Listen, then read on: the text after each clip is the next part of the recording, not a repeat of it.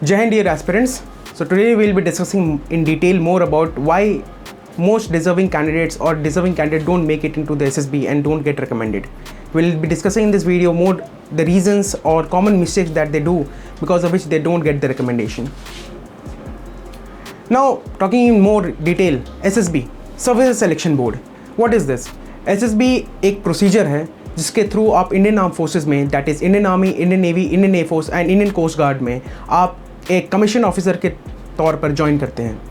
ये एक 5 डे का प्रोसेस होता है जनरली, जहाँ पर आपके अंदर ऑफिसर लाइक क्वालिटीज़ का इवैल्यूएशन किया जाता है। ऑन ऑफिसर लाइक क्वालिटीज़ पर आपको देखा जाता है कि आप कहाँ पर स्टैंड करते हैं, और इसके अंदर वेरियस साइकोलॉजिकल टेक्निक्स होते हैं जिसके थ्रू आपका असेसमेंट कंडक्ट किया जाता है, that is psychological test, GTOs and interviews. जो common shortcomings in the candidates होते हैं जिसके कारण कैंडिडेट्स रिकमेंड नहीं होते हैं, वो कुछ यहाँ पर लेट डाउन है, जिसमें से टॉप ये है कि इनकन्सिस्टेंसी इन परफॉर्मेंस, इसके बारे में हम डिटेल में डिस्कस करेंगे। Missing OLQs, then group weakness, stress failures, no passion, आपका मोटिवेशन क्या है, dishonesty, poor decision making, interview में आप कैसा परफॉर्म कर रहे हैं, फिटनेस की आपकी condition and inconsistency in your psychological test. Now सबसे पहले इनकन्सिस्टेंसी इन योर परफॉर्मेंस। जैसे कि आपको पता है कि SSB में 3 टेस्ट कंडक्ट किए जाते हैं, that is psychological test, interview and GTOs। एक कैंडिडेट को इन तीनों में एक बैलेंस परफॉर्मेंस करना होता है, एक कंसिस्टेंट परफॉर्मेंस करना होता है। मनसा वाचा कर्मणा, जिस फिलॉसफी पे SSB की टेस्टिंग की जाती है, उस टेस्टिंग के अंदर में आपको कंसिस्टेंसी लानी होती है, जो कि अगर नहीं होगी तो आपका रिकमेंडेशन होना बहुत मुश्किल है।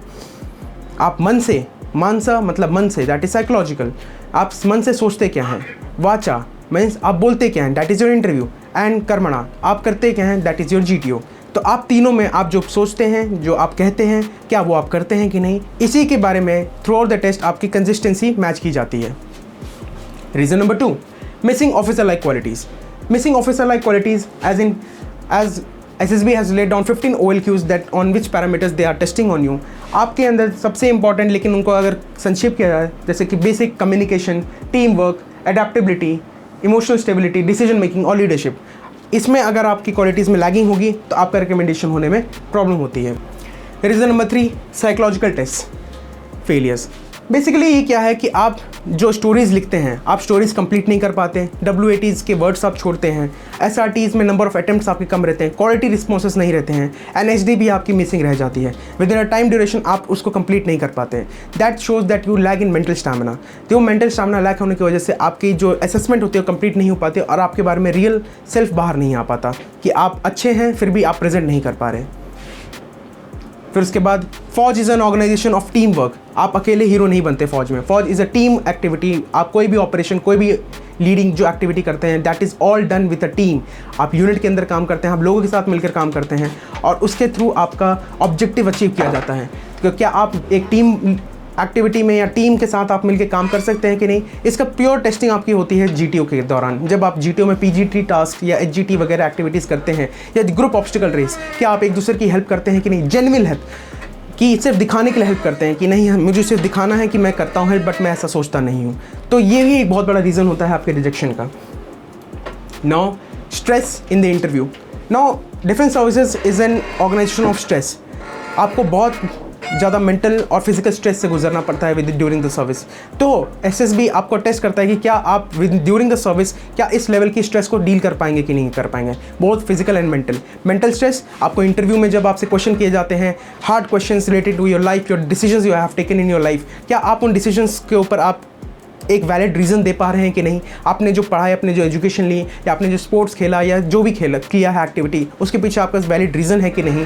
ये आपके स्ट्रेस को टेस्ट करता है कि आप एक स्ट्रेस के दौरान में आप कैसे रिस्पॉन्ड करते हैं। सेम गोज़ इन GTOs में जब आप एक्टिविटी करते हैं तो GTO आपके रिसोर्सेज को ले लेता है, आपके लिए ऑब्स्टिकल क्रिएट करता है, ऑब्स्टिकल के अंदर ऑब्स्टिकल क्रिएट करता है। तो वो सब क्या किया जा रहा है, वो सिर्फ आपको स्ट्रेस में डाला जा रहा है ताकि आपके अंदर का रियल सेल्फ बाहर आए कि आप स्ट्रेस में एक इंसान कैसे परफॉर्म करेगा। Now most important, that is your motivation and integrity. Now you coming from an organisation जहाँ पर motivation is one of the very big reasons to achieve any objective. नाम नमक निशान, इस फिलॉसफी पे फौज काम करती है। नाम नमक निशान जो है वो फौज के खून में है और उसके लिए फ़ौज लड़ती है अपने जज्बे के साथ। चाहे वो इंडियन एयरफोर्स हो, आर्मी हो, नेवी हो। इंटीग्रिटी मतलब ईमानदारी, अपनी कितनी आप ईमानदारी के साथ अपने काम में मशरूफ़ हैं या अपने काम को लेकर के जज्बा रखते हैं।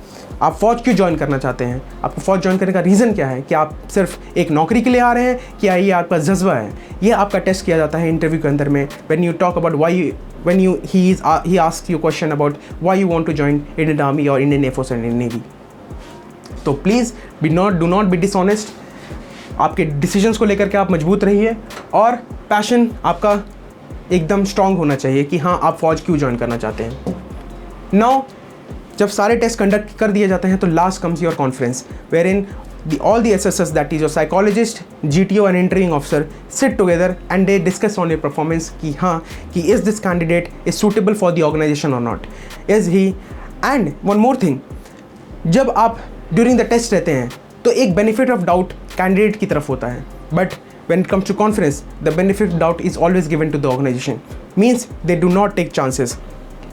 अगर उनको वो एक छोटा सा भी डाउट लगा कि आप में इनकन्सिस्टेंसी है, आप ईमानदार नहीं हैं, आप में कोई कमी है, they will not take you, they will straight forward, you will get conference out, you will not be recommended.